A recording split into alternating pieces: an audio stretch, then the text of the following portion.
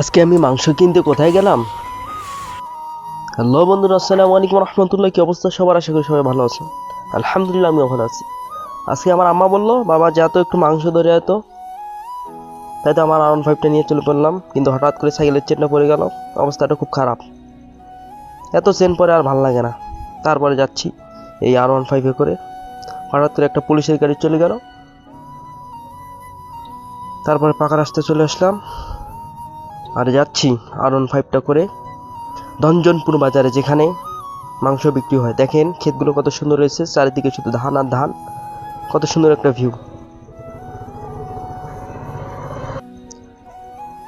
তারপরে দেখতে দেখতে আবার সাইকেলটা চেন পড়লো। অবস্থা একদম খারাপ, ভালো লাগতেছে না। তারপর দেখতে দেখতে চলে আসলাম মাংসের দোকানে। তারপরে মাংসওয়ালারে বললাম মাংসের দাম কত, কত করে কেজি নিতেছেন। দামটা ঠিক করলাম। তারপর এই যে মাংস নিয়ে